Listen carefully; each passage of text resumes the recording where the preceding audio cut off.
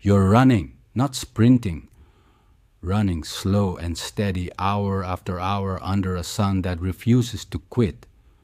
Your prey is faster than you, stronger than you. It could outrun you in a sprint without even trying. And yet you're gaining on it, not because you're faster, because you don't stop. For most of human history, this is what hunting actually looked like. No rifle, no crossbow, sometimes not even a spear thrown from a distance, just you, your legs, and a level of patience that modern life has almost completely erased. So, how did unarmed, slower, weaker humans become the most effective predators on the planet? The answer there involves some of the strangest, most ingenious tricks your ancestors ever devised, and some of them sound less like survival and more like elaborate cons. Start with the run itself. Researcher Louis Liebenberg spent decades studying the Kalahari Sand people of southern Africa, documenting a hunting method called persistence hunting. Here's the trick. Most four-legged animals, like antelope, regulate their body heat by panting. But they can only pant efficiently while walking or standing still. Sprint them and panting stops working. Humans, on the other hand, regulate heat through sweating, which works even at a full run. So a hunter doesn't try to outrun the animal. He tracks it, keeps it moving, never lets it rest long enough to cool down. Hour after hour under open sky, the animal overheats while the human barely breaks stride. Eventually, the antelope collapses from heat exhaustion and the hunt ends not with a chase, but with an animal that simply can't run anymore. This isn't a guess about prehistoric behavior. Liebenberg documented modern sand hunters successfully completing persistence hunts in real time, sometimes running over 20 miles in extreme heat to bring down a single kudu or eland. If your body sweats, if you can run for hours without stopping to pant like a dog, that capability isn't an accident. It's a tool your ancestors built and used deliberately against animals that should have easily outrun them. But endurance wasn't the only trick. Sometimes the hunt wasn't about chasing at all. It was about disappearing. Sand hunters in the Kalahari have also been documented using ostrich skin disguises, draping the feathers and stretched hide of an ostrich over their bodies, mimicking the bird's posture and movement closely enough to approach grazing animals like springbok without triggering a flight response. From a distance, a human becomes a bird. The animal's instincts, finely tuned to recognize human shapes as danger, simply don't fire. By the time the prey realizes what's actually standing in front of it, it's far too late. Other groups didn't disguise themselves as prey. They turned the landscape itself into a weapon. Travel north to what's now Alberta, Canada, and you'll find a cliff called a head-smashed-in buffalo jump, a UNESCO World Heritage Site used by indigenous hunters for nearly 6,000 years. The name alone tells you almost everything. Hunters would spend days, sometimes longer, building elaborate drive lanes out of stone cairns and brush, funnel-shaped paths stretching for miles across the prairie. Then, using controlled movement, sound, and sometimes a hunter disguised in a bison or wolf hide, they'd spook a herd of bison and guide it step by step into that funnel. The herd, panicked and packed tightly together, would run faster and faster as the lanes narrowed, with no idea the ground ahead simply stopped. By the time the lead animal saw the cliff edge, the herd behind them was moving too fast, too tightly packed to turn back.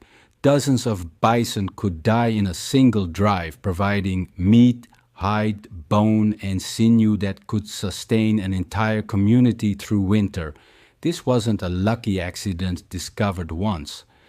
Archaeological layers at the site show buffalo jumps used again and again, generation after generation, refined over thousands of years into an extraordinarily precise system. And weapons themselves tell their own story of ingenuity. In 1994, archaeologists excavating a coal mine in Schöningen, Germany, uncovered something that rewrote assumptions about early human technology. A set of wooden throwing spears, expertly carved and balanced like modern javelins, dating back roughly 300,000 years. These weren't crude, sharpened sticks. They were aerodynamically engineered, with the thickest point positioned forward, exactly the design principle used in javelins today to maximize accuracy and flight distance. 300,000 years before anyone wrote down a single law of physics, someone had already worked out through trial and observation how to make a stick fly straight and far enough to bring down a horse from a distance. And some hunters didn't rely on physical advantage at all. They relied on chemistry. Among sand hunters in southern Africa, ethnographic accounts describe arrows tipped with poison made from the larvae of certain beetles in the genus Diamphidia. The poison itself works slowly. It doesn't kill an animal instantly. Instead, a hunter would fire a lightly poisoned arrow, just enough to break the skin, then track the wounded animal for hours, sometimes for an entire day, waiting for the toxin to work through its bloodstream. The arrow didn't need to be powerful. It barely needed to wound. The kill came later, patiently, from a substance smaller than a grain of rice. So picture it. Picture a hunter at dawn, somewhere on the open grassland, moving low and slow through dry brush, an ostrich feather disguise draped over bare shoulders. A herd grazes ahead, unaware. He doesn't rush. He mimics the bird's pecking motion, drifting closer with every minute, patient in a way that would feel almost unbearable to someone living in a world of instant results. Elsewhere, a separate group spends an entire week building a drive lane out of stacked stones, preparing for a hunt that depends entirely on a herd's panic responding exactly as predicted. None of this works through brute force. All of it works through understanding, the kind earned by watching animals for years, generation after generation, until their behavior becomes as predictable as the weather. Here's the counterintuitive twist hiding inside all of this. We tend to imagine prehistoric hunting as a battle of raw strength, a human with a spear against a beast with claws and speed. But almost none of these methods relied on strength at all. Persistence hunting wins through patience and biology, not power. Buffalo jumps win through psychology and engineering. Poison arrows win through chemistry and tracking, not force. Ostrich disguises win through observation and deception. Your ancestors weren't out-muscling the animal kingdom.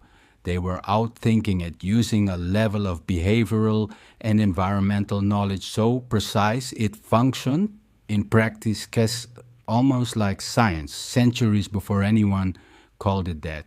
And here's where it gets personal. That capacity, the patience to track something difficult for hours, the ability to read subtle behavioral patterns, the discipline to wait when waiting is uncomfortable, didn't disappear when hunting did.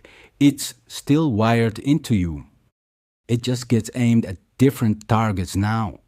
A deadline you grind through slowly instead of all at once.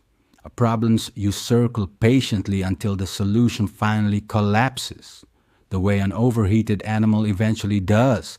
A goal you stalk for months instead of catching in a single sprint. You don't run down antelope anymore. But the same mind that built a system of drive lanes stretching for miles, the same patience that tracked a poisoned arrow's slow work through a bloodstream, The same observational instinct that let a human convincingly become a bird, all of it is still in you, just waiting for something worth chasing.